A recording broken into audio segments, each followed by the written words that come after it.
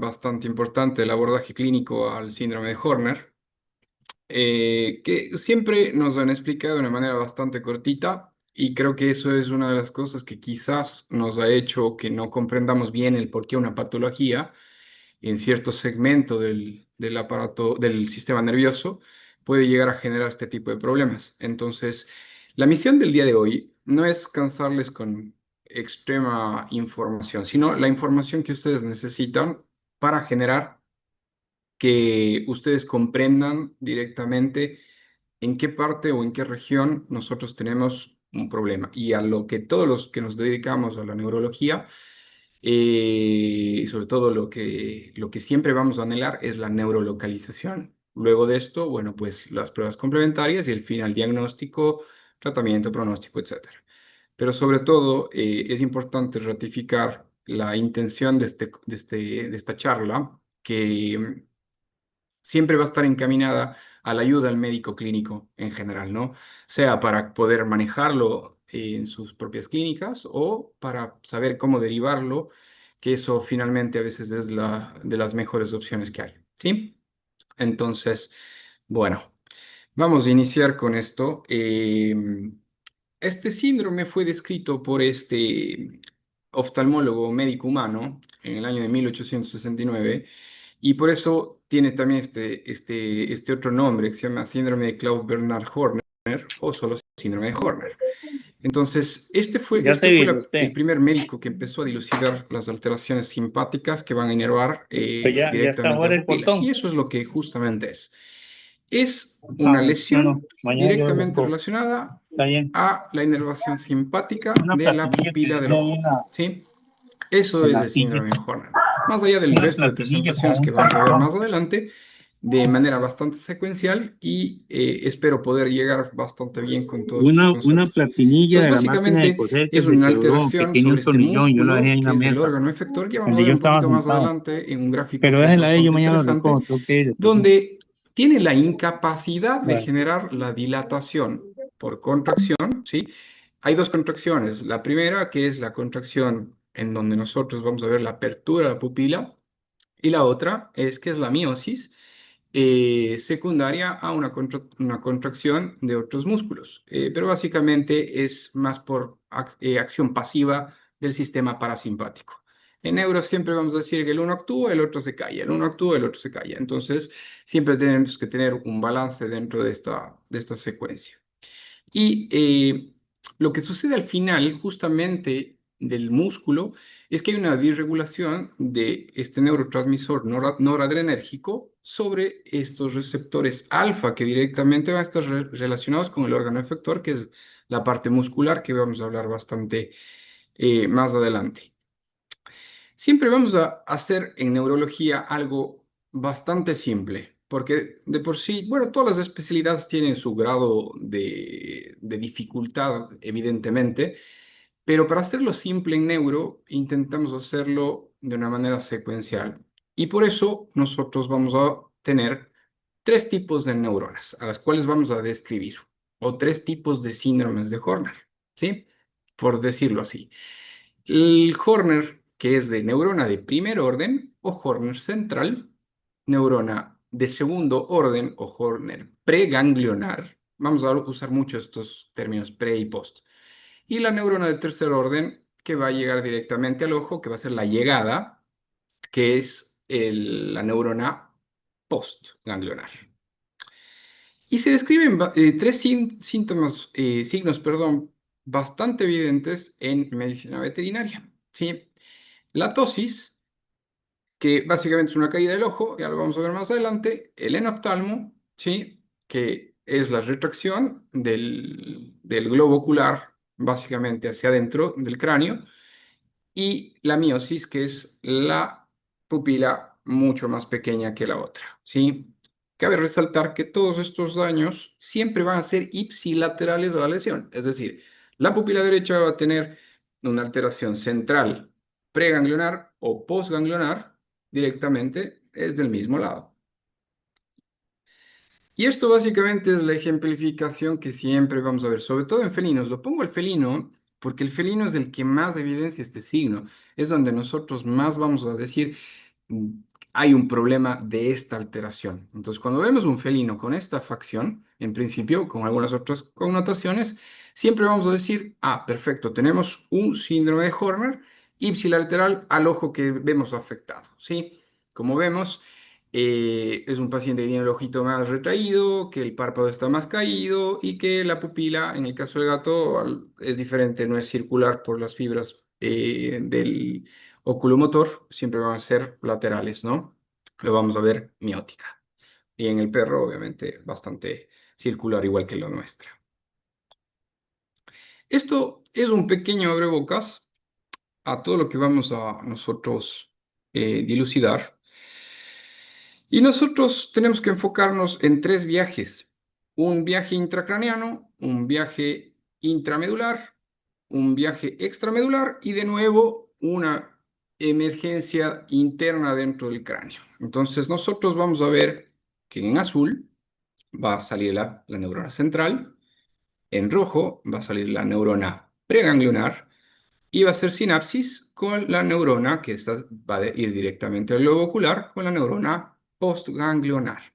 Ya vamos a verlo en una resonancia que tengo que nos va a ayudar un poquito más a entender las vías, cómo se dan, por qué una lesión en cierta parte anatómica del sistema nervioso central o periférico está generando una alteración de este tipo, ¿sí? Entonces nosotros aquí, esto sirve para ejemplificar bastante, ¿sí? Esto es una resonancia en paciente, no tiene nada que ver con esto de acá, simplemente sirve para hacer una ejemplificación de los ganglios, de las neuronas, de las salidas y demás. Con esto es un poquito de codos a la mesa, en realidad, porque requiere conocer ciertos términos específicos anatómicos, ¿sí? Entonces, pero nos va a ayudar bastante a distinguir dónde un paciente que presenta una lesión, si es solo aislada o presenta otra signología asociada, nos va a ayudar a comprender dónde nosotros tenemos que actuar y qué tipo de prueba podemos nosotros realizar para poder generar este tratamiento que les había comentado antes. Para esto siempre es bueno la semiología, siempre voy a hacer mucho hincapié en la semiología clínica del abordaje al paciente neurológico en examen neuro. Entonces, acá en rojo nosotros vamos a tener desde donde sale la neurona central o la neurona de primer orden, ¿sí? Que básicamente está en el hipotálamo. Por eso, lesiones cercanas al hipotálamo, al hipocampo, eh, relacionadas con el mesencéfalo o prosencéfalo, usualmente podemos nosotros con los otros signos clínicos atar cabos y decir por qué se está dando este Horner. Algo que al final de la charla vamos a decir un poco es de la severidad de lo que representa un síndrome de Horner, si es o no es, pero sobre todo es la certeza de dónde está la lesión para nosotros neurolocalizar y poder mitigar este signo, que muchas veces es lo que más preocupa al propietario y al clínico que no tiene esta experiencia justamente en localizar esta alteración directamente relacionada con el punto. Entonces, empieza básicamente en el hipotálamo y se dirige por el tronco del encéfalo y va a llegar a la médula espinal. En este trayecto quiero que también comprendamos una cosa del cerebro, del encéfalo como tal. En el cerebro, la sustancia gris siempre va a estar afuera y la sustancia blanca va a estar interna.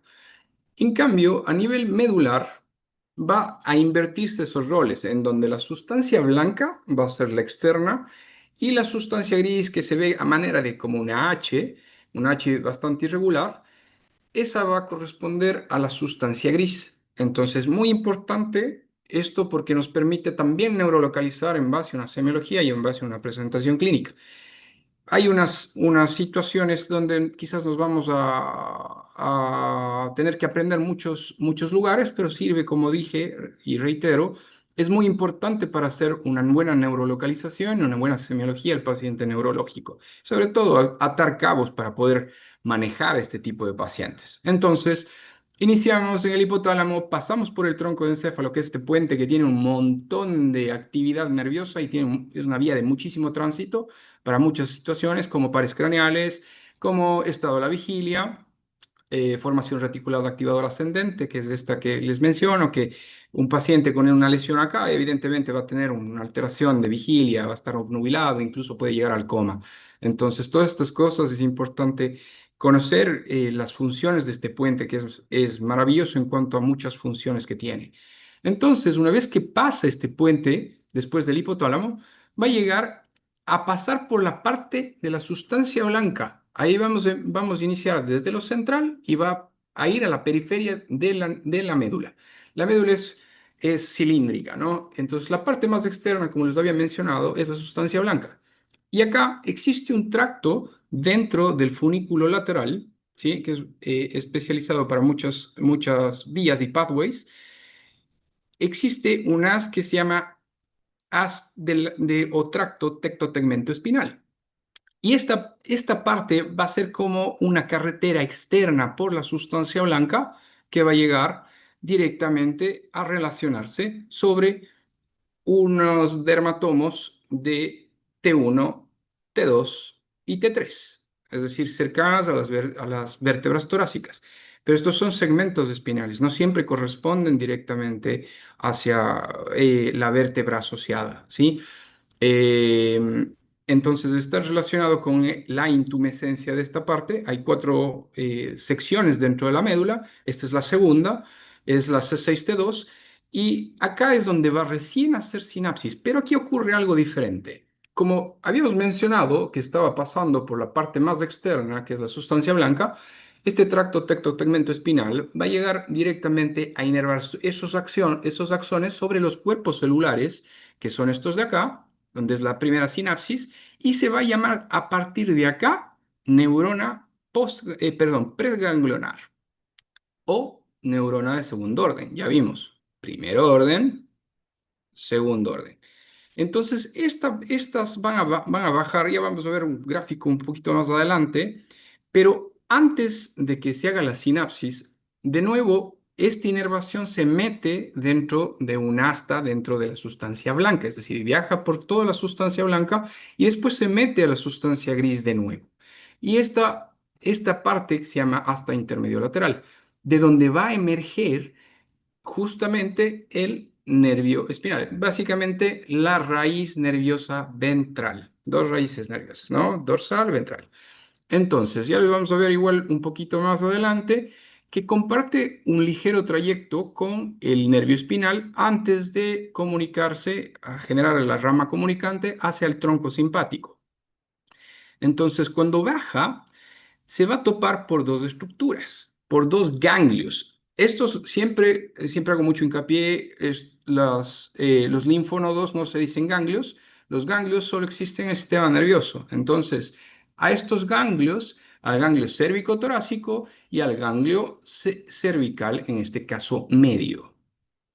Ambos van a compartir una estrechez, sobre todo de localización, con el lóbulo craneal del pulmón y van a discurrir por el mediastino.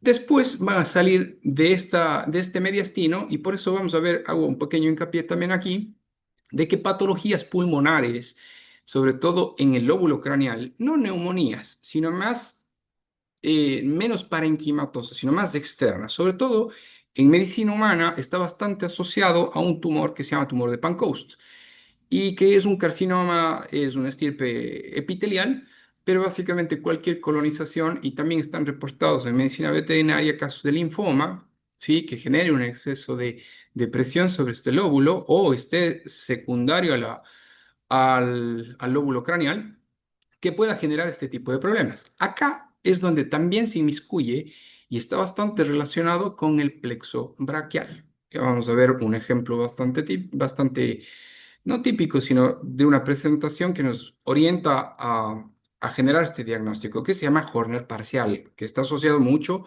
a esta neurona de segundo orden. Entonces, una vez que sale del mediastino, alcanza lo que nosotros llamamos un epineuro, que es como un paquete, justo al lado del nervio vago. No tienen nada que ver, pero viajan de manera bastante cercana. Entonces, este epineuro viaja por el nervio vago y recién aquí es donde vamos a generar la sinapsis. todo el trayecto por los ganglios que estamos viendo acá, tanto el cérvico-torácico como el cervical medio, no va a llegar a ser sinapsis. Entonces, todo este recorrido por el tramo afuera de la médula, y hablamos con el primer gráfico, afuera de la médula va a viajar muy cercano y de manera lateroventral a los cuerpos vertebrales. Entonces, es muy difícil. Hay algunas preguntas que a veces me comentan de que si es que colocando una sonda de esofagostomía puede generar un síndrome de Horner. Realmente tiene que ser un procedimiento extremadamente traumático y muy mal realizado para que podamos llegar nosotros a los cuerpos vertebrales, ¿sí? Entonces no tiene mucha similitud. Esto lo pongo así de una manera bastante ancha, pero es a manera explicativa. Netamente es a manera explicativa para que nosotros vayamos no tanto haciéndonos bolas con esto. Todo esto es lo más resumido que creo que he podido sacar en esta charla para que podamos comprender y que no sea tan aburrido en el tema de neuroanatomía que muchas veces cuesta al inicio, ¿sí? Entonces, una vez que llega acá, recién acá va a ser sinapsis con la tercera neurona o neurona postganglionar, que esta es la neurona que va a dirigirse directamente al ojo. Entonces, estos axones van a liberar en la sinapsis, esto es importante también, en la sinapsis van a liberar acetilcolina. Este va a ser el principal neurotransmisor dentro de esta sinapsis. Entonces, estas telodendrias van a llegar directamente al cuerpo celular de la neurona de tercer orden y esto va a pasar por el ganglio cervical craneal, ¿sí? Medio craneal. Que a su vez este se va a dirigir de manera intracraneana y también hay esta sospecha de ciertas inervaciones sobre la musculatura de la cara, del rostro y demás, porque también esta se bifurca en muchas haces nerviosas y también van a estar relacionadas con la carótida interna, que es una lesión que está reportada más en humana por punción, por acceso arterial ahí. Entonces pasa justo cerca de esta estructura. Desgraciadamente, a partir de la tercera neurona no se conoce exactamente los trayectos específicos de esto, todo lo de afuera, de lo que sea central y preganglionar, o primero y segundo orden, se conoce bastante bien. Pero después, justo en esta entrada al cráneo y que va a viajar por la bulla timpánica, en el aspecto ventrolateral, perdón, ventromedial, va a generar una cierta discordancia en cuanto a la ubicación exacta. Pero lo que vamos a definir va a ser un poquito más adelante con el gráfico que vamos a iniciar de un poquito de neuroanatomía de la parte tercera, que generalmente es la más importante. Entonces, como les estaba mencionando, todo esto es la sustancia blanca. Y la sustancia gris es esta H que les mencionaba y tiene astas dorsales, astas ventrales, sensitivas, motoras y esta asta intermedio lateral, que es donde todo este trayecto cervical del tracto tectotegmento espinal va a llegar antes en T1, T2 y T3 a hacer sinapsis dentro de la sustancia gris. Entonces, como se fijan, el trayecto viaja directamente por el asta ventral, por la asta motora, hacia la raíz nerviosa. Esta es la raíz nerviosa ventral, ¿sí? Raíz nerviosa dorsal, raíz nerviosa ventral. Y se une en este pequeño trayecto, como les mencionaba, dentro del nervio espinal, justo antes de que se bifurque en raíz dorsal y raíz ventral, ¿sí? Entonces, este nervio espinal va a generar justamente esta vía, pero después se va a unir al tronco simpático mediante esta rama comunicante. Y esta rama comunicante es la que antes habíamos mencionado, que se va a ir a el ganglio cervicotorácico y al ganglio cervical medio, y que se dirigirá hacia el nervio vago, como les había mencionado. Esto es un poquito de anatomía de cómo discurre esta inervación simpática a nivel postganglionar, o sea, la parte de tercer orden y lo que se presume en general. Entonces, básicamente estas vías viajan por la parte más ventral y medial de la bulla timpánica, es decir, cercana acá, ¿sí? Pero también a su vez haces nerviosas van a generar una inervación también al lado de la carótida interna, que es bastante más relevante, honestamente, en medicina humana, en medicina veterinaria no está tan bien notificado y hay vías que tampoco no tenemos concordancia de ubicación exacta. Pero se ve que también justo a nivel de este asterisco pasa justo en el aspecto ventral del ganglio del nervio trigémino. Este nervio que es el más ancho, es el que tiene 3 ramas, pero va a viajar, después del ganglio del nervio del trigémino, va a viajar más estrechamente relacionada por la rama oftálmica. 3 ramas en el trigémino: oftálmica, la mandibular y la maxilar, ¿sí? Entonces, va a viajar más relacionado con la rama oftálmica. Y estos haces nerviosas van a generar el nervio nasociliar. Y este nervio nasociliar va a estar después formando el nervio ciliar largo que va a inervar a la pupila directamente y también a los músculos extraorbitarios o periorbitarios, junto con el párpado, sobre todo en gatos, ya vamos a revisar un poquito más adelante, pero esto como neuroanatomía, esto es la parte básica de la neuroanatomía, de conocer las alteraciones que un Horner puede presentar. Por eso, si vemos que tenemos un paciente que ya estamos detectando un síndrome de Horner, pero tiene facciones también centrales como defectos propioceptores, por ejemplo, y algo que me olvidé de comentarles es de que por estas vías también existen vías vestibuloespinales, o sea, de equilibrio y que van a inervar también a los miembros posteriores. Entonces, eh, es muy importante saber que una lesión central también puede verse directamente relacionada con un Horner. En este caso sería un Horner central. Cuando sale del cuello o es relacionado con el plexo braquial o con el mediastino o el lóbulo craneal del pulmón, evidentemente es más probable una lesión postganglionar, perdón, preganglionar. Y si nosotros tenemos una lesión de bulla timpánica o acceso venoso carótido interno, nosotros vamos a, como o ladeos, un tilt o algunas otras facciones que muchas de las veces hay algún otro tipo de signo, en otras veces es aislado, pero con que llegue dentro de una alteración vestibular periférica, también podremos tener un síndrome vestibular periférico en conjunto con un síndrome de Horner.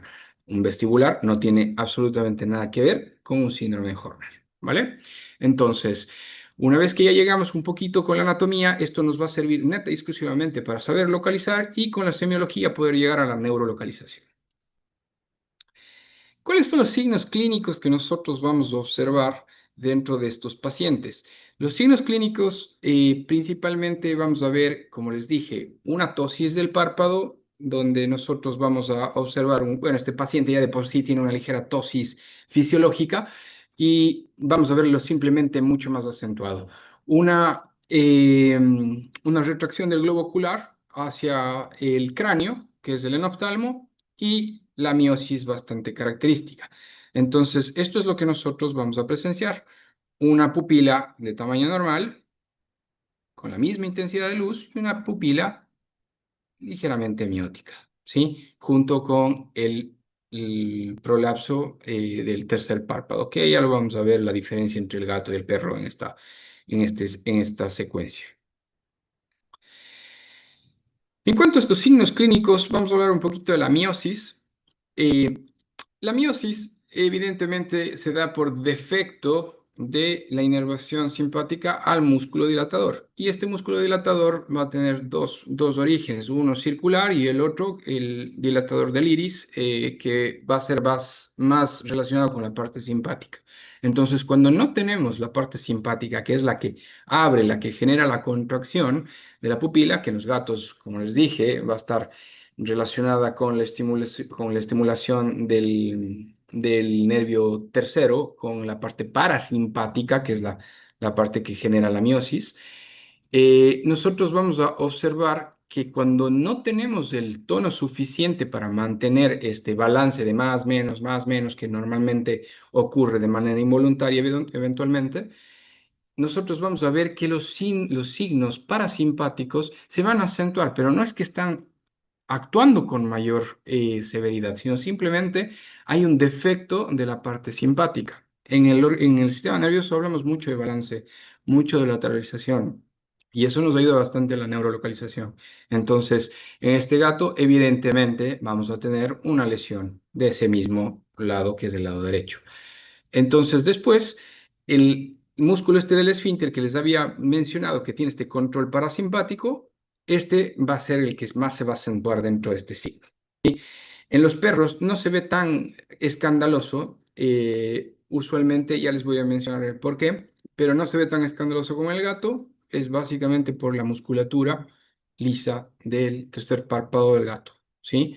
Entonces, el perro no cuenta con esto y esa protrusión del tercer párpado sale o emergen de manera pasiva versus la del gato que activamente no puede generar el exceso de fuerza para que ese tercer párpado se quede.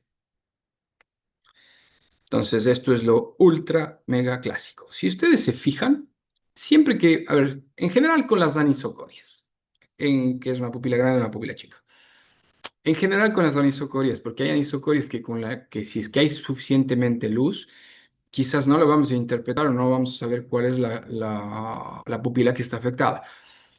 En cuanto a las anisocorias en general, sea de Horner o no Horner, siempre, siempre, siempre intenten hacer con los dos tipos de luces, con luz normal o natural o con condiciones escotópicas. Esto es súper fundamental. Siempre apaguen la luz para poder evaluar cuál se contrae con mayor facilidad, qué tan hiperrefléctica está, qué tan, si es normorrefléctica o arrefléctica o poco refléctica, es una pupila. Por eso es súper importante nosotros hacer este test con estas condiciones, tanto escotópicas como en condiciones naturales. Y esto es lo que les mencionaba, todos estos músculos que rodean, este es el caso de una persona o de un perro, en los gatos, como les dije, las fibras discurren solo de manera lateral y medial. Nosotros vamos a ver que todos estos músculos circulares, estos músculos circulares del iris, son los que van a estar más encaminados con la parte parasimpática. Y estos son los que van a generar la miosis de la pupila. Una pupila que está con un buen tono, tanto simpático como parasimpático, y acá un exceso de tono simpático, ¿sí? ¿Y para qué sirve en general abrir una pupila? Es un método básicamente de protección, de huida, donde le abre el campo al individuo para poder generar una mayor proyección de luz hacia su cerebro.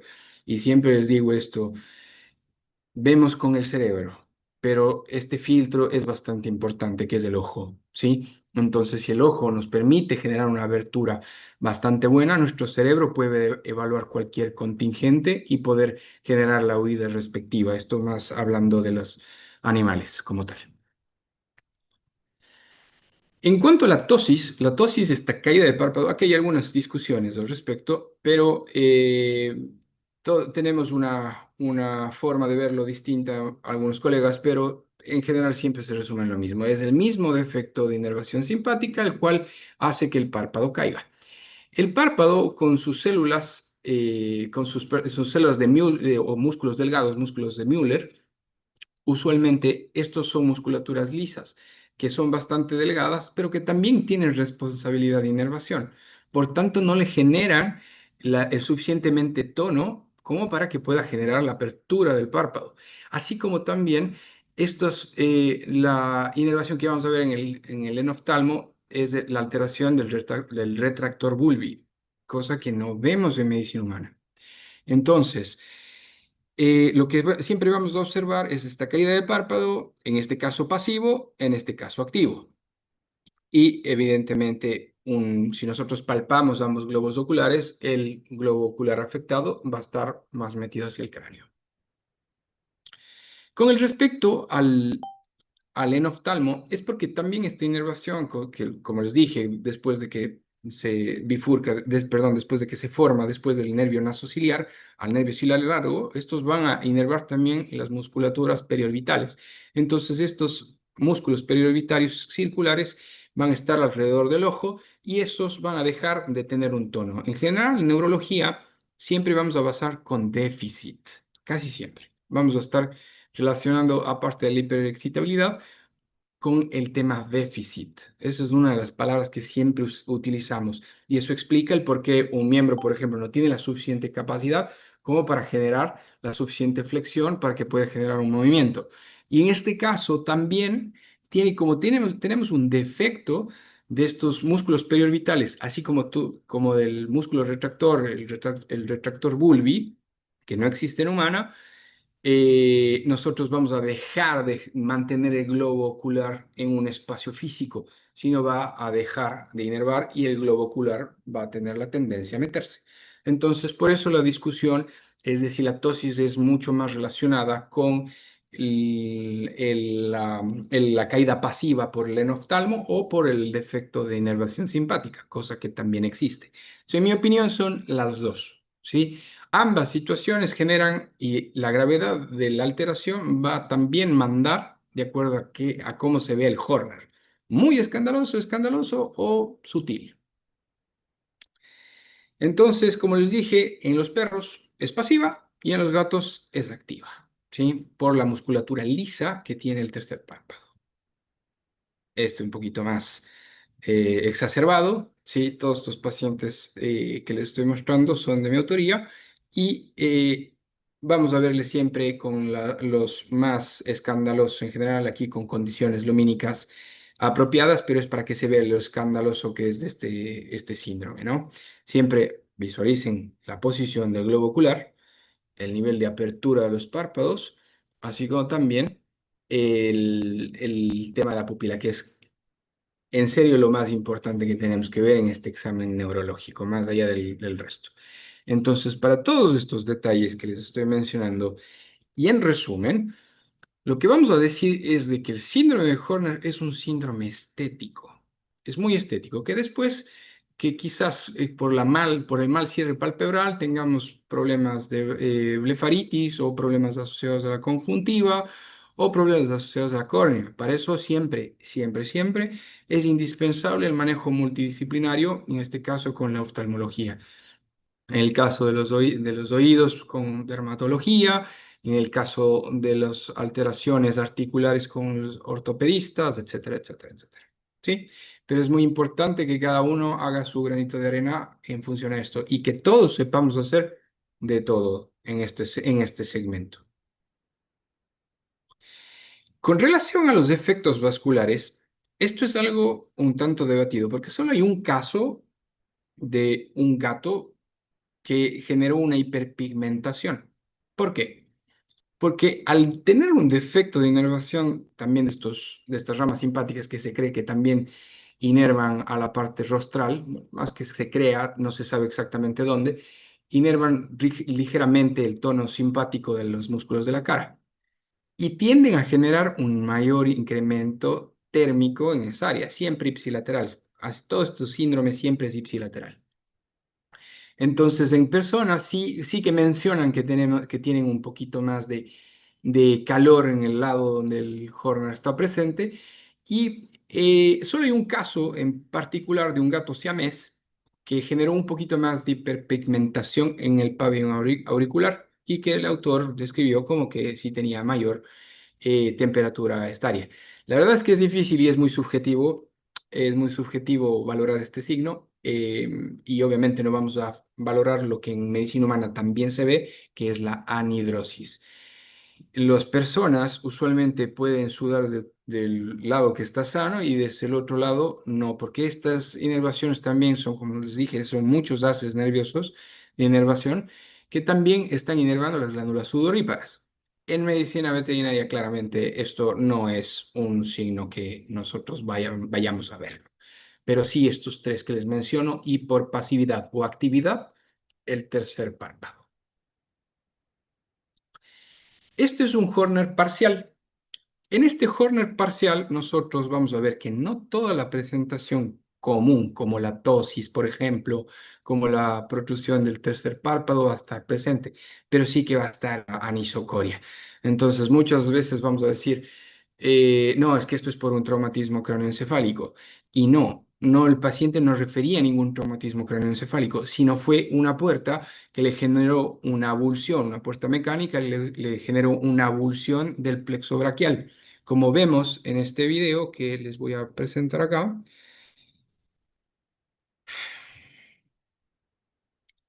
en este video nosotros vamos a ver la completa plegia del miembro torácico izquierdo, ¿sí? Y vamos a ver cómo la pupila izquierda está totalmente miótica. No hay compromiso de conciencia. Estos evidentemente no hace falta hacerles una carretilla, una extensión de cuello, pero se ve bastante particularmente este signo, ¿no? Entonces, evidentemente, cuando llegó, lo primero que me fijé, evidentemente, es en la plegia, el dolor que tenía y demás. Entonces, esto vamos a ver con las condiciones escotópicas arriba y con las condiciones con las conclusiones de luz natural abajo, ¿sí? Durante la resonancia, nosotros vamos a observar cómo tiene toda la avulsión del plexo al lado izquierdo, ¿sí? Y cómo está tan edematizado la parte del plexo braquial y todo lo que corresponde a esa sección, donde nosotros empezamos a atar cabos. Y esto es lo que conduce a un síndrome de Horner parcial, que es el que más se ve en neuronas preganglionares. Y por eso estos ejemplos de vida, de día a día, nos ayudan a nosotros a interpretar cómo sucede este signo que nosotros estamos viendo en el síndrome. ¿Sí? De nuevo, todo el lado izquierdo edematizado, lo que se ve hiperintenso en blanco, es la edematización y la consecuencia de esta plegia que estamos viendo aquí. Este es otro caso donde también tenemos una lesión a nivel espinal, una alteración propioceptora en un miembro torácico izquierdo en este caso también, pero este es un problema central. Recuerden que el Horner de segundo orden o Horner preganglionar es afuera de la médula. La sinapsis se da dentro de la médula, pero va a viajar directamente, como les dije, por el nervio espinal finalmente hacia el tronco simpático. Entonces, lo que vemos en este paciente es también una anisocoria y también este paciente sí que tiene el párpado más caído que el otro. Quizás no tiene esa protrusión del tercer párpado que algunas veces se ve, pero sí tiene esta anisocoria y el lugar de la lesión es de esta. Lo que vimos en la resonancia con este paciente es una lesión intraparenquimatosa bastante profunda dentro de la médula. Esto se conoce como siringomielia y es secundario a otro proceso. Esto no es un proceso traumático. Esta es una malformación que le decimos malformación Chiari-Like. En resumen, cerebro muy grande para un cráneo muy chico. Les pasa a muchas razas pequeñas, sobre todo las líneas brachiocefálicas. Pero eso no exenta que le pueda pasar a un chihuahua o a esta mezcla de schnauzer. Entonces, toda esta alteración, y quiero que recuerden las vías donde estábamos involucrando a el trayecto después del tronco del encéfalo, que como que sea suficientemente extensa, puede llegar a afectar las vías vestibulares, vestibuloespinales y también las alteraciones relacionadas con este tracto tegmento espinal. ¿Sí? En el 3D de la resonancia, una resonancia de 3 teslas, vamos a ver todo este acúmulo de líquido bastante claro. Entonces es importante describir ambos síndromes. El central del postganglionar, ¿sí? Porque perdón, como el preganglionar, porque el postganglionar es el que relativamente vemos con más frecuencia dentro de la clínica diaria, ¿sí? Que tiene que ver mucho con la bulla timpánica, sobre todo en los gatitos, ¿sí? Entonces, para hablar un poquito de etiologías, de cuáles son los posibles causales en cuanto a este que justamente vimos al último, que es la neurona de primer orden o Horner central, ¿sí? La primera siempre va a ser la traumática en cuestión de una fractura cervical o cualquier relación asociada a un traumatismo. Las neoplásicas evidentemente son bastante importantes de tomar en cuenta, tratándose de un sistema nervioso central, siempre. Siempre vamos a tomarlo como una segunda quizás, de acuerdo a la edad la pondremos 1, 2 o 2, pero casi siempre es 2, como un algoritmo que tenemos que tener dentro de la cabeza. La tercera, usualmente es la infecciosa, se da más que nada por granulomas infecciosos, etcétera, o por lesiones directamente relacionadas con estos tractos que les mencioné con anterioridad.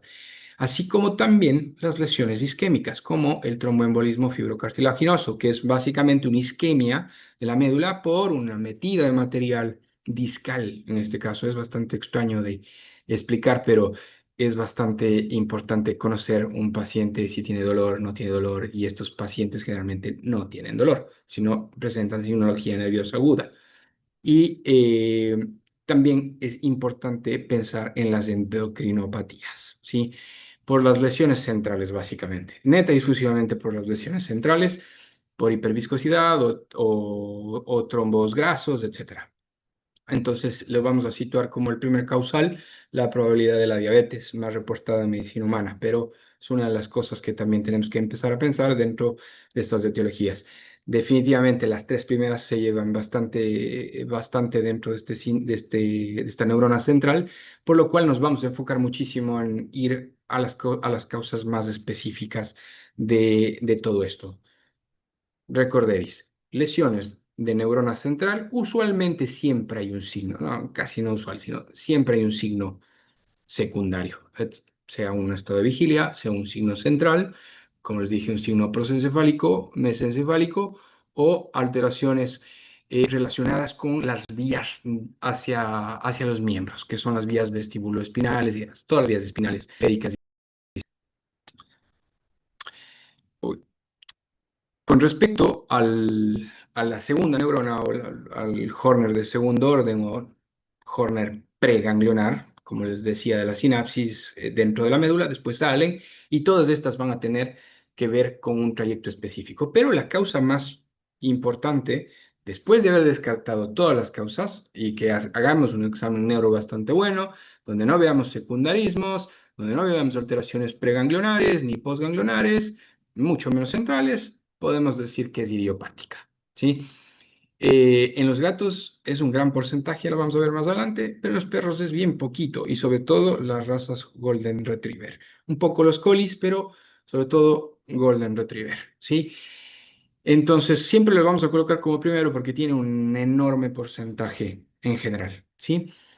Las iatrogenias, y esto sí me ha sucedido, pero es bastante momentáneo y no muchos anestesistas se avientan a hacer estos bloqueos en plexos braquiales para cualquier procedimiento de ortopedia generalmente. Entonces, en definitiva, esto siempre quiero hacer hincapié con los agentes, sobre todo con la lidocaína, que tiene un pKa bastante ácido, y esto usualmente genera una ligera irritación. Si es que es intratecal, la probabilidad de aracnoiditis, etcétera. Y en estos casos también a veces el tejido puede generar irritación. Creo que a todos nos han colocado lidocaína y sabemos que arde cuando existe el médico que nos genera la inoculación. Entonces, una forma de bajar un poco esto es con una dosis medida de bicarbonato, ¿sí? Pero en principio también puede involucrar el factor traumático en el área, ¿sí? Entonces la lesión de esto puede generar un Horner transitorio y que va a depender del paciente y del tipo de fármaco agente. En el caso de la lidocaína es bastante rápido, pero la bupi usualmente sí demora bastante más. Pero también es la reacción del tejido. Recuerden que son tejidos individuales y como tejidos individuales van a inflamar de manera diferente. Entonces, todos estos están bastante relacionados con una mala praxis o susceptibilidad del huésped, ¿sí? La traumática, sea por un proceso congénito que tenga mayor susceptibilidad a todo esto, así como también la avulsión, como vimos en el caso del Horner parcial, que es el de segundo orden. Y después tenemos la neoplásica, tanto en tejidos nerviosos puros, directamente relacionados con los tumores de vaina, o secundarios, alteraciones en el mediastino y en el lóbulo craneal del pulmón, ¿sí? Como les dije antes, con el tumor este de Pancoast, que es una base epitelial usualmente, ¿sí?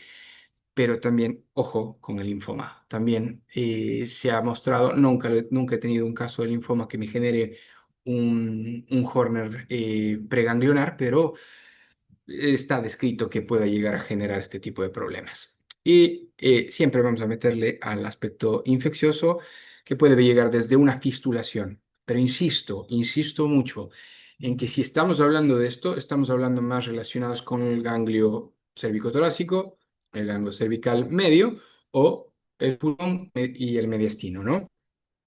Cuando hablamos del cuello, el área cervical, es muy difícil que llegue acá por la cercanía que tiene con los cuerpos vertebrales y que pasa justo al lado del nervio vago. Entonces, evidentemente, si tiene algún problema de nervio vago, vamos a ver signología asociado a una respuesta de estimulación vagal, ¿sí?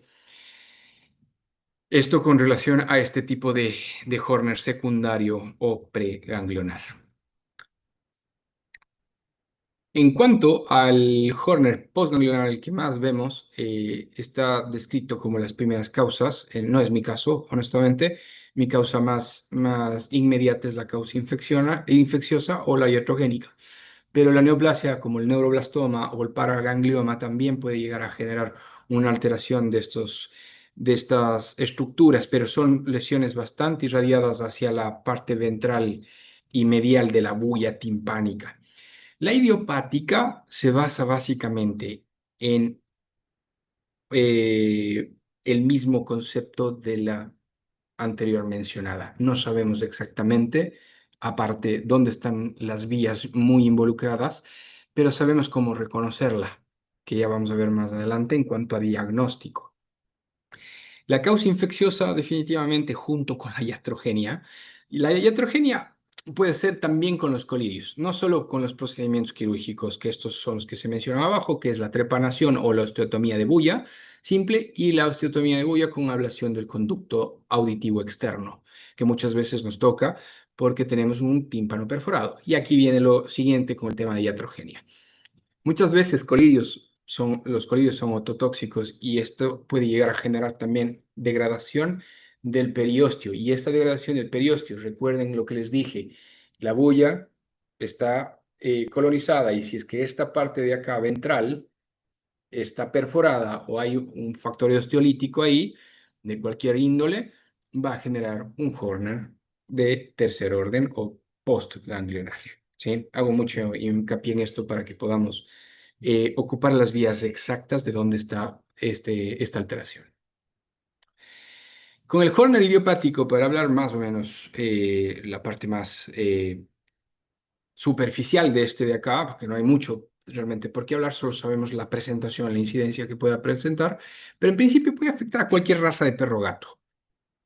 Pero sí hay una diferencia bastante marcada en Golden Retrievers que usualmente ocupa el 2,6% de las veces de estos Horners, ¿sí?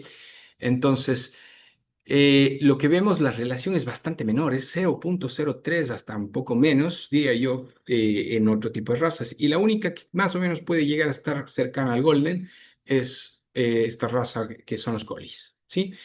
La edad de presentación es una edad promedio. En realidad se puede ver en cualquier etapa de la vida. No muy mayores ni tampoco muy jóvenes, pero 5, 8 años puede ser que cojamos una media de 3 a 9 perfectamente, ¿sí? Puede pasar en toda la vida adulta del paciente y es importante reconocer que los gatos son el 40% de los casos y no vamos a encontrar realmente un culpable en este caso, ¿sí? Por eso es muy importante decirles a nuestros propietarios, mire, estos corners son estos, nosotros vamos a intentar identificar de dónde es, pero una vez que identifiquemos dónde es, si las pruebas complementarias no nos dan un diagnóstico concreto, los vamos a clasificar como idiopáticos y se pueden trabajar de manera bastante tranquila. Entonces, siempre vamos a ver estos en los pre y los postganglionares. Los centrales están bastante bien definidos. En cuanto a los métodos diagnósticos, en principio existen muchas formas de hacerlo, pero siempre tenemos que hacer lo más metódicos posibles, es decir, ponernos siempre las medias entre los zapatos. Lo primero es el examen neurológico y oftalmológico. Lo más común es de que estos pacientes lleguen a oftalmología. O sea, en cuanto el oftalmólogo los ve, directamente me llaman y ahí abordamos juntos este caso, pero siempre tiene que ser multidisciplinario, como les dije antes, ¿sí? Pero normalmente es un caso que va siempre primero a oftalmología, ¿sí? Entonces, es importante el examen neurológico para saber primero de nada si es que hay algunas otras irradiaciones o algunas otras secuencias dentro de la presentación clínica que nosotros estemos viendo. La otoscopía, bastante fundamental, junto con la videostoscopía, ¿sí?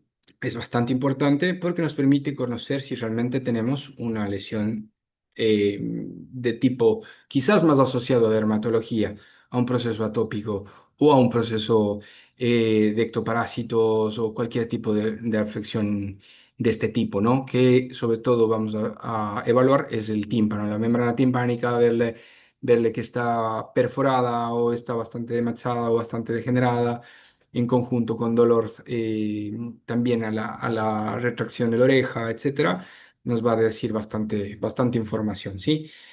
Cuando hablamos de test con fármacos que son simpático-miméticos, acuérdense que lo mimético es que genera una potenciación y lo lítico genera una degradación. Entonces, los fármacos simpático-miméticos existen algunos, pero hay dos principales. El principal de todos es la cocaína tópica, ¿sí? Por eso las personas que tienen intoxicación por cocaína, vamos a ver que estas personas van a estar muy mediáticas, porque es un exceso de agonismo simpático. Entonces, la cocaína tópica se usa bastante para diferenciar los síndromes de Horner. Pero nosotros acá, al menos en nuestro medio, no lo podremos conseguir, pero sí conseguimos fenilefrina. ¿Cuál fenilefrina? Siempre que sea al 10%, ¿sí? La fenilefrina al 10% nos ayuda con el tema diagnóstico, pero sobre todo para diagnosticar el postganglionar, ¿sí? Que es el de la bulla o el de las vías que están metidas dentro de nuevo, metida, por decirlo así, de estas fibras simpáticas.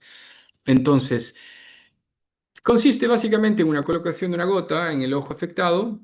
Se puede colocar en los dos. Yo la verdad le veo bastante necesario solo ponerle en el ojo afectado y esperamos un trayecto entre 10 y 20 minutos. Si es que hay una dilatación entre 10 y 20 minutos, perfecto. Diagnóstico concluyente con un síndrome de Horner post ganglionar, ¿sí? O de tercer orden, ¿sí? Sirve mucho para este y nos ayuda muchísimo. Ventajosamente los otros siempre hay una lesión adyacente, entonces siempre vamos a ver con examen neuro todo este tipo de cosas.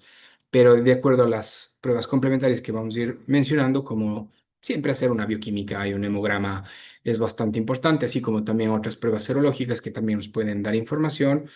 eh, También los rayos X de la región cervical, del tórax y también de las bullas también se puede realizar. Es un poco menos utilizado porque no tiene una especificidad bastante buena, ¿sí? Lo que a veces podemos ver es si es que hay algo muy mayúsculo como una degeneración perióstica o un incremento de densidad porque hay más material y por eso le vemos un poquito más radiopaco. Entonces, es por eso, básicamente. La tomografía, como podemos ver en el gráfico de la derecha, la tomografía es espectacular para este de acá. Es súper bueno, es rápido, nos da bastante información de esta parte, ¿sí? Muy concluyentemente del aspecto pulmonar, de la bulla timpánica y de la región cervical, la parte externa. Porque cuando hablamos de tejido puro nervioso, siempre el gold standard es la resonancia, que es la prueba que abarca todo y podemos nosotros investigar al respecto con mayor facilidad y el diagnóstico es bastante más certero. Entonces, sé que en muchos medios a veces es un poquito privativo o más difícil de realizarlo porque no tenemos quizás unos aliados estratégicos que nos ayuden con esto, pero siempre que se pueda hacer una resonancia, háganla porque es el gold standard de la imagenología en el sistema nervioso, ¿sí? Y aquí estamos hablando no tanto de oftalmología, ¿sí? Es una consecuencia, es un signo estético que nosotros vemos y es lo que más preocupa al clínico inexperto o al propietario, ¿sí? Pero es un signo clínico muy, muy, muy inocuo, por decirlo así, ¿sí? Así es que es bastante solo de verlo y no tanto que genere un problema, ¿sí? Entonces siempre es importante ver la raíz del por qué se provocó ese signo estético, ¿sí? Entonces, una vez que tenemos esto, ya procedimientos un poquito más sofisticados son las miringotomías, que consiste en abordar una de las partes del tímpano y generar un lavado y después dejar un drenaje, etcétera, etcétera, después del lavado, cuando ya estamos sospechando de un factor infeccioso. Con esto, con la ayuda del dermatólogo también, es importante, ¿sí? Con respecto a la osteotomía de bulla, está un poco debatido. Está bastante bueno, existen sus riesgos que generalmente son secundarios a los procesos que hacemos en los gatos, más que otra cosa, por la disposición de las bullas, que son bastante más pequeñas, y la disposición de las fibras, estas postganglionares de tercer orden, que son bastante más acentuadas en el gato. Por eso las osteotomías, un grandísimo porcentaje de las veces, los pacientes postquirúrgicos se quedan con un Horner, que puede alcanzar hasta 15 semanas. Lo normal es que dure un mes y medio, pero en general pueden llegar a durar hasta 3 meses y medio, 4 meses, ¿sí? O sea, y que es un signo que después va a desaparecer perfectamente. La punción de fluido para extracción de fluido cerebroespinal o líquido cerebroespinal, en principio da bastante ayuda, pero ninguno de estos en principio suele generar algún proceso con células plasmáticas incrementadas. No, nunca vemos esto de acá. Realmente es una prueba que lo podemos hacer de manera complementaria para el diagnóstico de otras enfermedades víricas o serológicas, pero en principio lo colocamos casi al último por este motivo. Y el tema de biopsia, de acuerdo al acceso del sitio de lesión, ¿sí? Sea de manera externa hacia el plexo braquial o hacia el hueso o hacia cualquier tejido adyacente de todos los que hemos mencionado con anterioridad, ¿sí? Entonces hay muchas pruebas a las cuales nosotros podemos facilitarnos, ¿sí? Con el tema del tratamiento es muy variable. Siempre tiene que ser de acuerdo a la causa subyacente, ¿sí? O sea, y sobre todo la causa que genera, insisto, este signo estético que nosotros vemos en la clínica durante la exploración nerviosa con oftalmología y con neurología, ¿sí? Con los tratamientos sintomáticos, a veces cuando nosotros tenemos estos pacientes que están generando estos Horners iatrogénicos o estos Horners por esto de los bloqueos y demás, lo podemos utilizar fenilefrina, pero con mucho más bajo porcentaje, el 1%, y no muchos días, muy poquito. Entonces, eso depende mucho del criterio también del oftalmólogo. Nosotros les damos nuestros criterios y después de eso el oftalmólogo va a ver cuál es el siguiente paso. Con el tema de los déficits permanentes realmente no está muy aclarado, porque no, hasta el día de hoy no veo un Horner que realmente genere signología permanente, pero sí es una probabilidad, ¿sí? Normalmente cuando nosotros tratamos la causa, el problema ya genera ya una buena mejoría. Entonces esto es bastante importante, marcar de que no siempre vamos a ponerlo como que siempre va a ser un daño permanente, es muy poco probable. De todas formas, como les dije, el síndrome de Horner, tanto idiopático como el iatrogénico, usualmente va a tardar de 4 a 15 semanas.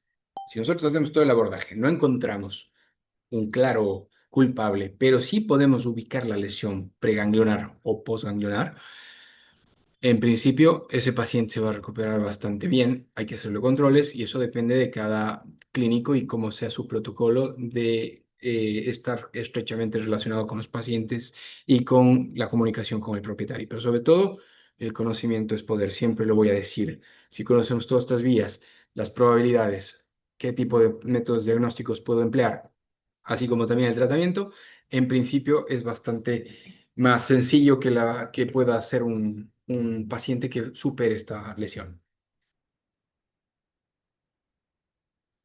Como les había mencionado, las instilaciones iatrogénicas, que a veces pueden generar por susceptibilidad o por mala manipulación, y las postosteotomías, esto sí es importante destacar, que cuando hacemos una osteotomía de bulla, al menos yo nunca he tenido un paciente que haya generado un Horner post ganglionar o de tercer orden. Nunca he tenido, espero nunca tenerlo, y es bastante bajo realmente la probabilidad de que nosotros haciendo esta osteotomía de bulla con una buena técnica quirúrgica no tengamos esa recidiva. Siempre tenemos que decirles a los propietarios que está bastante asociado entre un 2 y 5% de las veces, que es poquito, la probabilidad de que suceda esto, que conviene más saber cuál es el tipo de mecanismo de tratamiento que vamos a usar, etcétera. Siempre va a ser bastante más adecuado.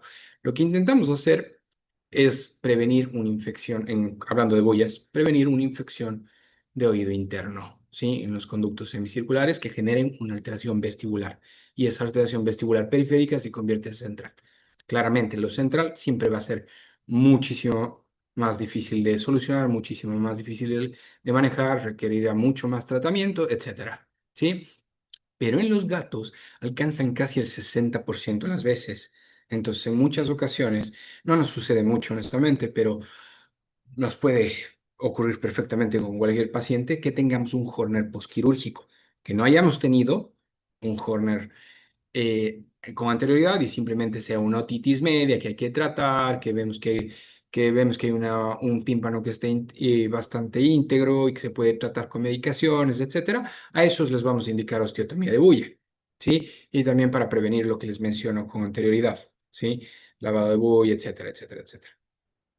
Entonces, a estos siempre les tenemos que decir que pueden los gatos tener un Horner postquirúrgico con alta probabilidad. Esto sí que ha pasado. Entonces, generalmente, si es que el propietario sabe ya a qué se atiene, normalmente nunca hay problemas ni con el paciente ni con el propietario. ¿Sí? Ojo con los propietarios de gatos que por estadística son un poquito más especiales y les gusta conocer un poquito más al respecto de sus gatitos. Y para finalizar, para no ahondar muchos, hay muchos casos clínicos que podemos compartir, pero este es como el muy relevante y es el por qué tenemos que hacer las cosas de manera muy secuencial.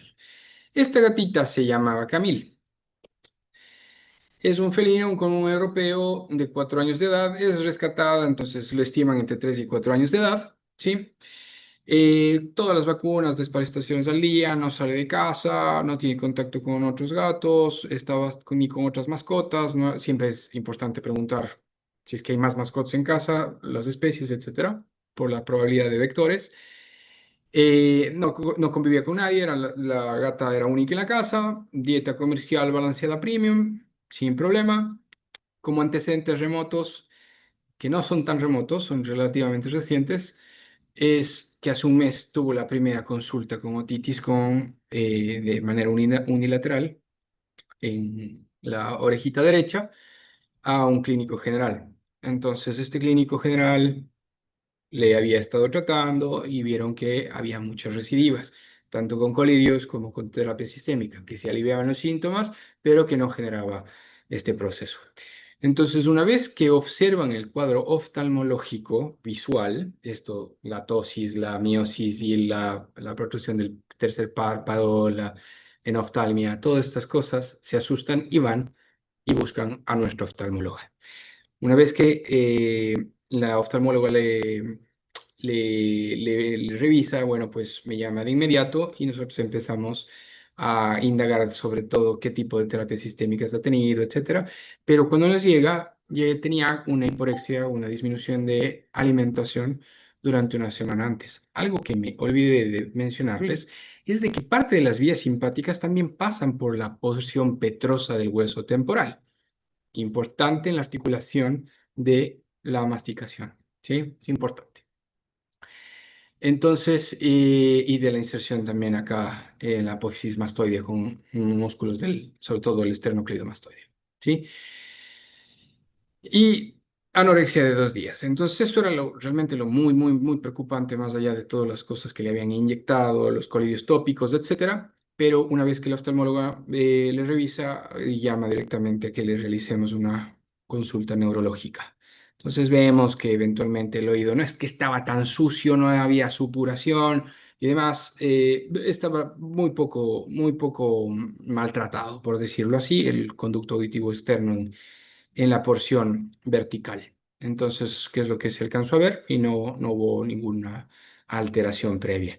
Evidentemente son propietarios que requieren una indagación inmediata porque ya tenemos preocupación y evidentemente un gato que no come mucho tiempo, pues nos genera una lipidosis hepática que después nos conduce a muchos más problemas. Entonces la paciente llega con esta alteración. Noten cómo era normal, ¿sí? Y noten cómo justo los tratamientos del oído derecho compatibilizan con la lesión del ojito derecho. Entonces vemos ahí con la misma intensidad de luz, ¿sí? Vemos que está la pupila miótica en el lado derecho y la pupila normal contraída, no tan contraída, pero contraída del lado izquierdo, ¿sí? Pero sobre todo vemos la protrusión del tercer párpado. Eso nos llama mucho la atención y es por eso que la oftalmóloga me llama inmediatamente. Entonces lo que vemos es que está alerta, tiene una marcha normal, es normométrica en principio, pero es muy difícil en los gatos ver la normometría. O sea, que verle caminar a un gato realmente requiere mucha experiencia y el gato nunca, casi nunca colabora. Entonces hay que intentar ver los medios para estimularles a que puedan querer caminar, ¿sí? Entonces observamos esta anisocoria y la condición corporal ya bastante deficiente, 2/5. En las reacciones posturales solo tiene un ligero déficit de mantener el tono básicamente del cuello, pero es muy subjetivo porque también puede ser molestia y los pacientes con molestia óptica usualmente pueden generar este ligero tilt. Entonces, y es ipsilateral a la lesión, es del mismo lado, y nosotros no vemos alteraciones con los reflejos espinales, no vemos dolor, sobre todo eso es lo que llama un poquito la atención, que a la orejita, al manipularle, bueno, los gatos también son un poco especiales con esto, pero no tenemos una objetividad de dolor con este paciente, entonces lo marcamos solo como que quizás no le duele. Y después nos va a decir si realmente es doloroso o no es doloroso.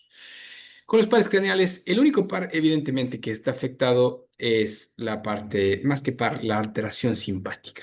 Porque el par craneal tercero está generando esa miosis, pero es más pasiva, porque no hay este efecto que habíamos mencionado en el principio de la charla, ¿no?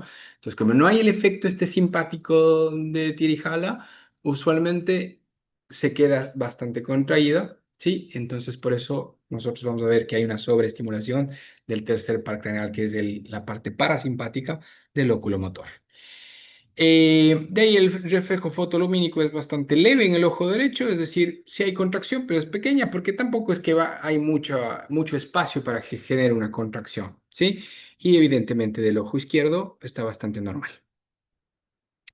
La lateralización, como les dije, es del oído derecho, eso es la forma de localizarlo más o menos, y después de nosotros hacer nuestro algoritmo, que es la regla de la manita que siempre pongo en todas las charlas. Mis amigos de Neurolatin, perdón, de Ayurveda Academy conocen bastante esta forma de trabajar que tenemos los neuros.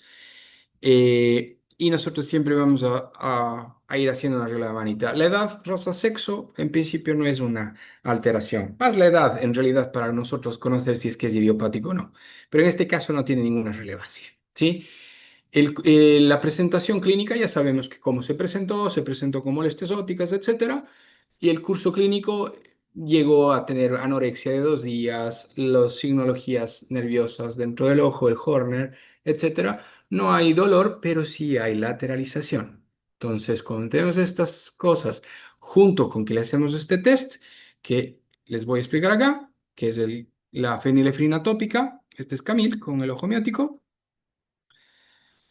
A los 20 minutos ya tenemos una pupila midriática. Entonces ya nos dice, perfecto, hay una altísima compatibilidad con que es una alteración de Horner de tercer orden o postganglionar. Una alteración de bulla o los tejidos adyacentes que antes describimos. Entonces, después esperamos simplemente formalismo, esperar a ver cómo va y le vemos bastante más midriática a los 40 minutos, pero ya cuando vemos que hay respuesta inmediata es porque las vías llegaron entre 10 y 20 minutos y generaron una respuesta de agonismo hacia la pupila como tal, esta inervación simpática transitoria. Los exámenes de sangre estaban bastante bien de Camil, hemograma, bioquímica, todo dentro del rango, la corrección de Frotis estaba bien, no había ninguna alteración plaquetaria, todo estaba bien, realmente todo en la bioquímica y en la hematología estaba bien. A esta paciente le llevamos a tomografía, que fue bastante rápido, necesitábamos un diagnóstico rápido porque este paciente no había comido mucho tiempo y también ya estaba con hiporexia durante un tiempo considerable. Y evidentemente ya queríamos evitar todos los gastos residuales que conlleva la alteración metabólica de la no ingesta y la déficit de ingesta. Entonces, como podemos ver acá en esta tomografía, en este aspecto transversal, nosotros vamos a observar una bulla timpánica, el oído medio, bastante bien delimitado en su aspecto medial, en su aspecto ventral y en su aspecto lateral. ¿Qué sí es característico de una otitis? esto es lo curioso, por eso nos llama bastante la atención. Lo súper característico es ver conductos auditivos, tanto, sobre todo este de acá, el conducto horizontal externo, ¿sí? Siempre está edematizado, a veces está incluso mineralizado por afección crónica y sobre todo tenemos una estrechez del conducto. Vemos que está prácticamente simétrico, ¿sí? Nos llama la atención por decir, es bastante extraño que una infección óptica pueda llegar directamente hacia una otitis media. Entonces, una otitis externa está menos probable que genere esta otitis media. Nunca hubo ninguna lesión. Estos patitos que se ven hacia afuera son los conductos semicirculares correspondientes al oído interno, ¿sí? Y no hay ninguna lesión del laberinto, está bastante normal la parte ósea, pero acá sí vemos que en la parte ventral y casi medial de la bulla tenemos un patrón bastante osteolítico. Lo mismo estamos viendo acá, pero sobre todo en el aspecto ventral. Y aquí es donde discurre las fibras parasimpáticas antes de meterse al cráneo e irse a los ojos, ¿sí? Entonces es muy importante ver esta curiosidad de esta presentación de esta tomografía. Una vez que hace eso, propusimos, bueno, esto es una evaluación en 3 dimensiones, donde vemos la degeneración del hueso, la degeneración perióstica, que se ve bastante osteolítica en el aspecto ventromedial de la bulla, y que la otra bulla evidentemente estaba bastante normal. Entonces decidimos realizar una intervención para conocer realmente a qué nos estábamos enfrentando, porque este caso estaba ya saliéndose de límites normales. Entonces preparamos una trepanación de bulla, no ablación, solo trepanación de bulla al no ver una lesión de oído externo. Entonces, algo que sí es importante es los problemas prequirúrgicos. Y esto me lo comentó la anestesista.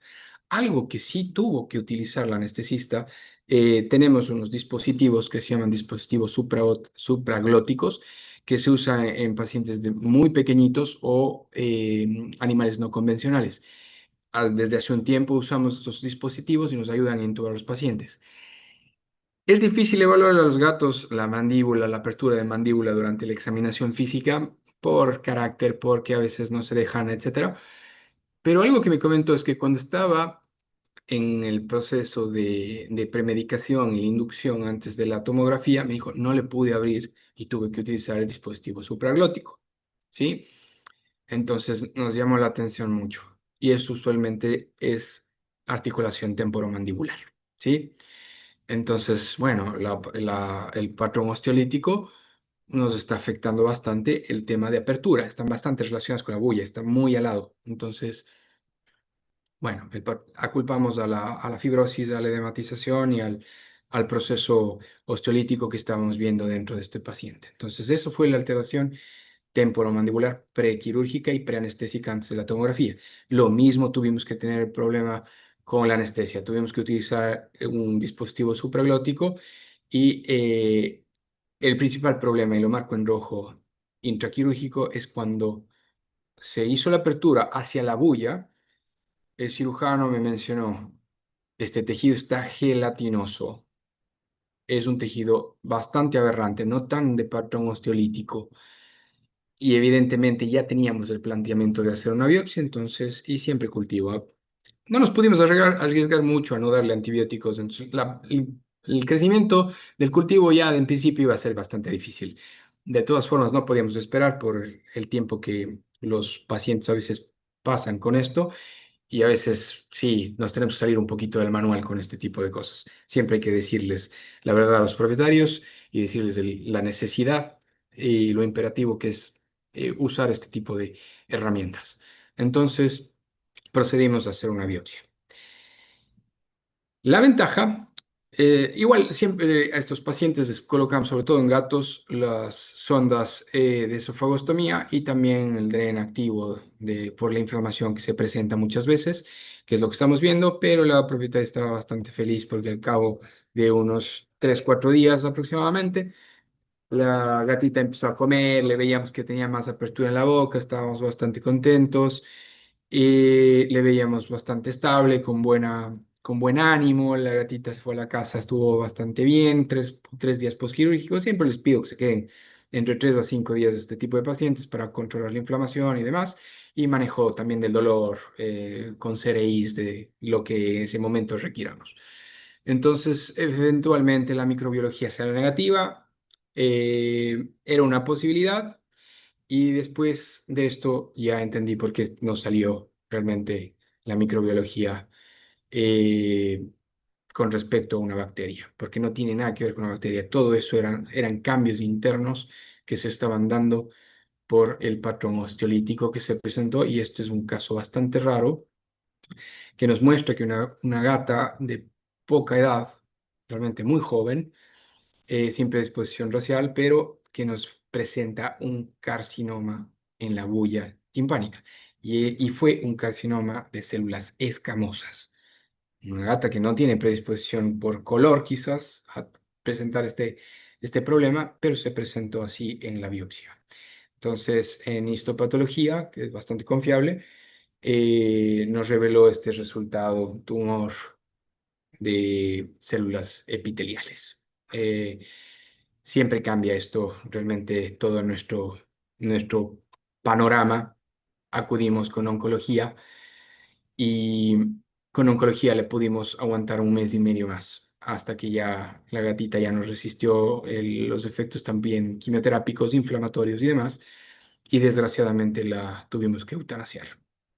Pero es un caso que es importante no quedarse con solo un cultivo después de la osteotomía, sino ver, y muchas de las veces, así no tengamos un tejido a partir de este caso, en realidad, que fue hace un tiempo ya, empezamos a hacer siempre biopsia. Preferimos siempre ver, no, que es una infiltración inflamatoria y que no hay ningún otro cambio celular específico, pero siempre nos guía esto a ser siempre metódicos con las pruebas que nosotros estemos realizando. Si es que nada. Ahora sí, preguntas. Espero no haberles alargado mucho esto, pero les mencioné realmente lo más relevante en este síndrome de Horner, que es tan apasionante de poder discernir cuál es el causal de este signo estético que nosotros vemos, de este conjunto de signos estéticos que nosotros vemos. Así es que nada, les agradezco muchísimo por su atención, y ahora pasaremos a preguntas. No sé si es que el moderador me puede ayudar con esto. Hola doctor, ¿cómo estás? Muchísimas gracias por tan interesante intervención. Aprendimos mucho. Doctor, Mucho una gusto. pregunta. Dentro de su experiencia nos preguntan en cuanto al tema, ¿qué es dos consejos que usted nos pueda dar, no, nos pueda dar en cuanto qué se puede y no se debe hacer en estos casos? A ver,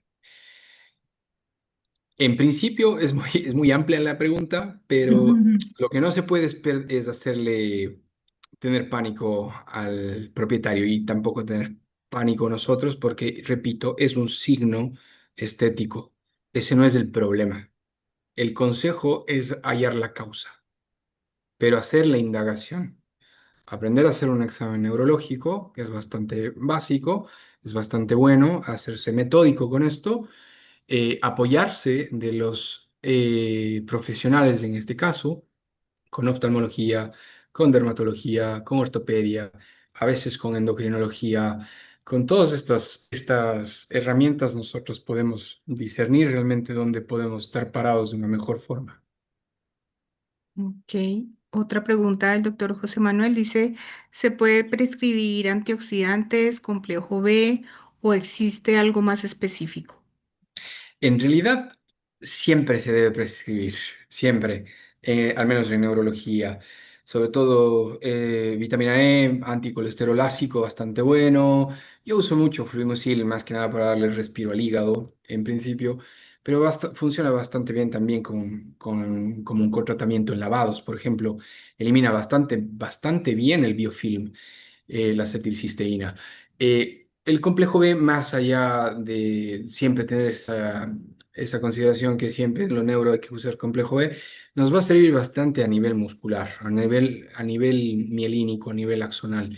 Nos va a ayudar siempre, siempre va a Ujú. sumar, ¿sí? De ahí podemos nosotros utilizar muchos tipos de medicamentos o suplementos Sí, que siempre tenemos que considerarles como complementación, no como tratamiento. Eso es muy importante marcar. ok. Pregunta, ¿qué tipo de medicamentos suelen ser un error en estos casos? Utilizar colirios siempre. Utilizar colirios sin tener una realmente evaluación otoscópica o videotoscópica o por imagenología. Utilizar colirios de manera indiscriminada, sabemos que la clorexidina es bastante ototóxica, Wow. así como otros colirios que también nos generan este tipo de problemas, que a veces vemos secreción, le vamos a hacer esto. Quizás con los lavados no tengo tanto problema, pero cuando tienen ácido bórico a veces también generan mucha irritabilidad, porque estamos eliminando también bacterias, estamos generando factores eh, ceruminolíticos, y por eso a veces los lavados con simple fluimucil son bastante más seguros de utilizar, son muy sencillos y bastante más seguros. Pero insisto, si nosotros ya vemos un Horner, es porque hay un problema en la bulla o en los lugares donde yo les estaba mencionando. Entonces, ya sabemos que hay una permeabilidad muy probable del tímpano. Entonces, el error más común es este, y aventarse a hacer bloqueos que no se tienen que hacer. Eso es básicamente. ¿Tiene una marca en especial que sugiere usted, doctor? Fluimucil, el ácido acetil salicílico, Sí, fluimucil, sí, Limosil. fluimucil, va bastante bien. Son ampollas de 300 miligramos en 3 ml. Ok. ¿Algún tipo de tecnología en estos casos, doctor? Tecnología al respecto, tecnología. Ujú. Bueno, como prueba, como herramientas tecnológicas, la ecografía me sirve bastante para discernir si es que hay alguna irradiación orgánica, también para ver si es que hay alguna alteración que dentro del globo, detrás del globo ocular, lesiones retrovulvares. Veríamos más exoftalmia, honestamente. Entonces, si es que hay un anisocoria es por otro motivo, no por este. La resonancia, insisto siempre que es la técnica gold standard de esto, y sobre todo las uso mucho en pacientes que son brachiocefálicos. O sea, eso sí, casi siempre les digo, no gastemos dinero en tomografía, por favor, gastémoslo en una prueba de resonancia magnética. No sé en sus países cuán privativo sea, aquí en Ecuador relativamente es costoso. Una resonancia en principio cuesta alrededor de $500 y una tomografía contrastada en principio es entre 190 y $230. Entonces es bastante más asequible cuando tenemos una sospecha de neurolocalización. Importante eso. Ok, doctor, muchísimas gracias. Creo que no tenemos más preguntas de parte del público. Eh, este webinar estará grabado en la página de Remevet.